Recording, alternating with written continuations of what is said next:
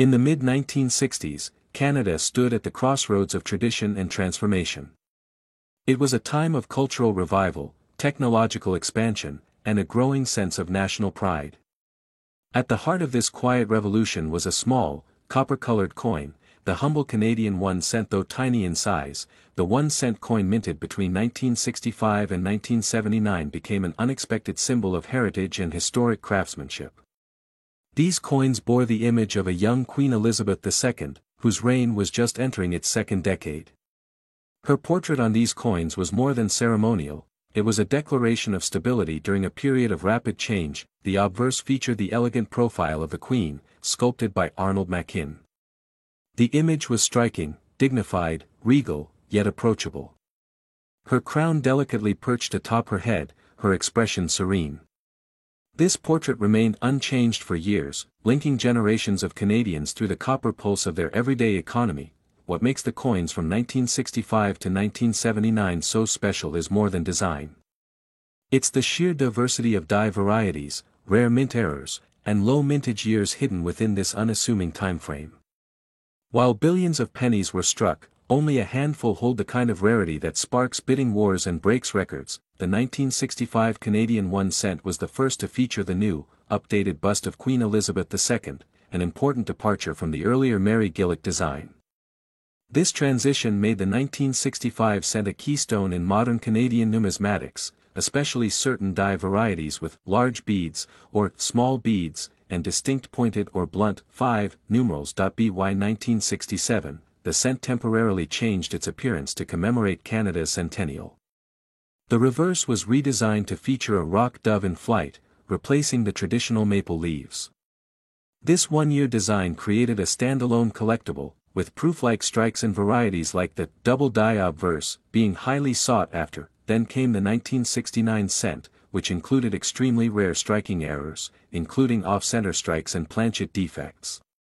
Only a few of these have been professionally graded in mint condition, and they are virtually impossible to find in everyday circulation. One of the most mysterious coins of the era is the 1971 cent with the large date and small date variations.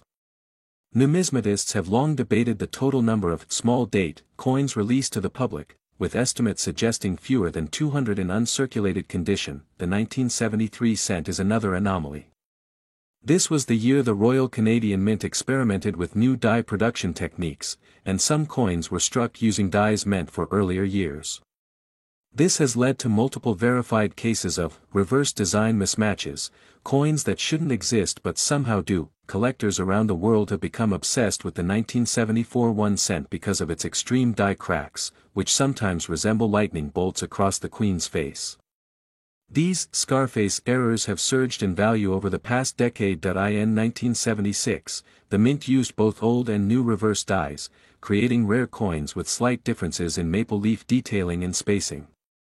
Only trained experts can tell them apart, and their value increases with the tiniest visual detail. The coin from 1977 is another standout. While millions were struck, there exists a rare variant with doubling on the word Canada. These DDR, or double die reverse, coins have fetched thousands in auctions. By the time 1979 rolled around, the Canadian cent was facing its final years of design consistency. The coins remained largely unchanged from earlier years, but one version featured a rotated die error. Some were struck at nearly 90 degrees from the proper alignment, making them extremely rare and collectible. Though many of these coins are made of bronze or copper-plated zinc, their worth has nothing to do with metal content.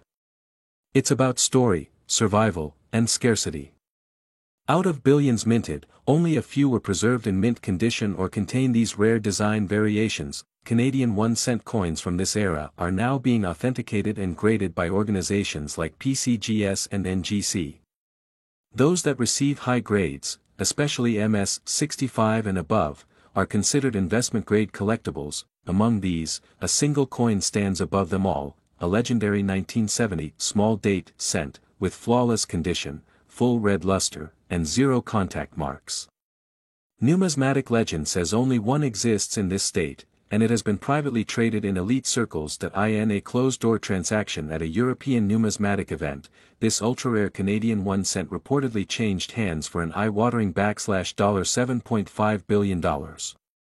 Yes, that's $7,500,000,000, the highest known valuation of any small denomination coin in history. Why such an astronomical figure?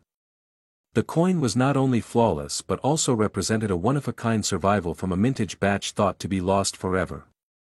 Paired with its historical context and pristine certification, it became the holy grail of Canadian coin collecting. This sale shocked the numismatic community.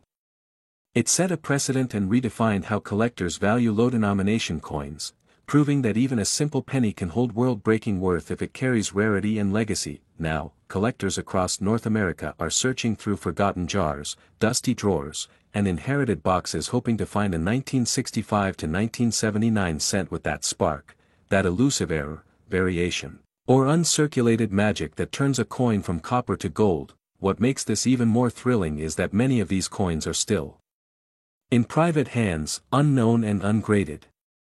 The next big discovery could come from a yard sale, an attic box, or a forgotten piggy bank. There's no better time than now to explore Canadian coinage, especially these vintage cents. They're a link to Queen Elizabeth II's historic reign and a chapter of Canadian history that will never be repeated. In a world driven by digital transactions and cashless economies, these coins remind us of the tactile beauty of money, the art, the legacy, the craftsmanship that existed long before screens and swipes. So if you come across a Canadian 1 cent dated between 1965 and 1979, don't overlook it. It might be scratched, faded, or forgotten, but within its copper shell could lie a fortune worth millions, or even billions.